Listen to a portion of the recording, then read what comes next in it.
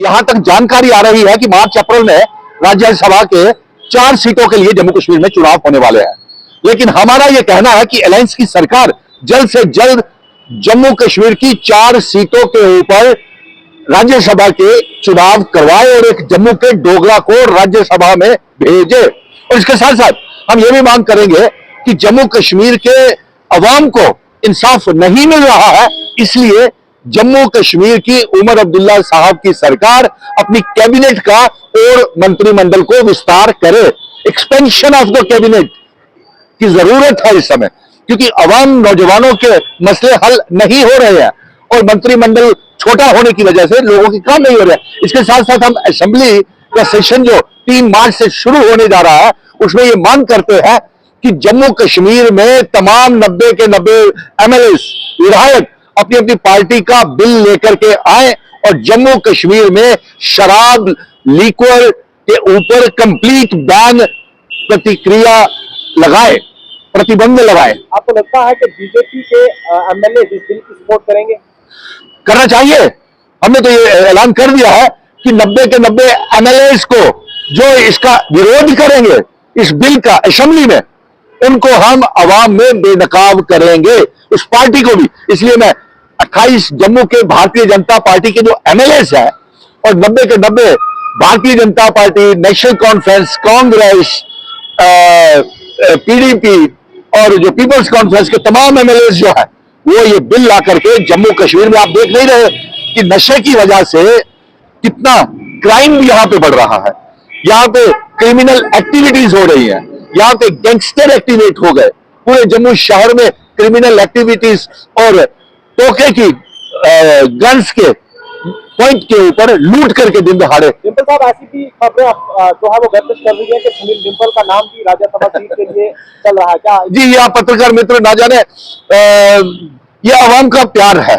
यह आप पत्रकार मित्रों का प्यार है कि उन्होंने देखा है कि जम्मू के डोगरा 28 एमएलए जो है वो जम्मू कश्मीर रियासत के दर्जे की आवाज, आर्टिकल 370 35 से स्पेशल स्टेटस, और यहां तक कि प्राइम मिनिस्टर और होम मिनिस्टर साहब भी जम्मू कश्मीर को रियासत के दर्जे की वापसी को लेकर के कोई टाइम लाइन नहीं है। और इसलिए 5 अगस्त 2019 के बाद जिस तरीके से जम्मू कश्मीर की आवाम ने, नौजवानों ने देखा है कि हर मोर्चे के ऊपर मैं अवाम के साथ खड़ा रहा हूं, ये आप लोगों का प्यार है जो आप ये चाहते हैं कि जम्मू का एक डोगरा बेटा, जो डोगरा एमएलए 28 नहीं कर रहे, जो डोगरे मेंबर पार्लियामेंट नहीं कर रहे, जो 370 35 से और डोगरा रियासत महाराजा हरि सिंह जी के इल्हाक की शर्तों की मांग नहीं कर रहे, इंस्ट्रूमेंट ऑफ असाइयर की मांग नहीं कर रहे, और ये डोगरा बेटा ये मांग कर रहा है कि पीओ के गिलगित बल्टिस्तान के ऊपर एक प्लेबिसाइट किया जाए वहां पे, क्योंकि वो जम्मू कश्मीर रियासत का हिस्सा है। और अलायंस की सरकार को भी कहेंगे कि जम्मू कश्मीर की असेंबली में पीओ के गिलगित बल्टिस्तान में प्लेबिसाइट और वहां पे रेफरेंडम कराने की बिल जो है ये भी जम्मू कश्मीर में असेंबली में पास किया जाए, क्योंकि वहां के सरकार ने, वहां के मिनिस्टर्स ने पार्लियामेंट में ये आवाज उठाई है कि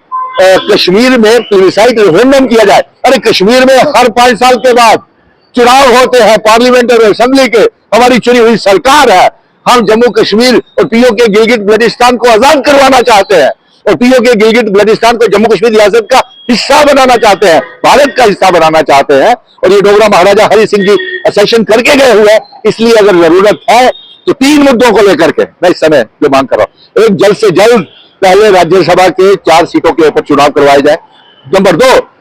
मंत्रिमंडल का विस्तार हो, एक्सपेंशन हो। नंबर 3, लिक्वर पॉलिसी को बैन किया जाए। नंबर 4,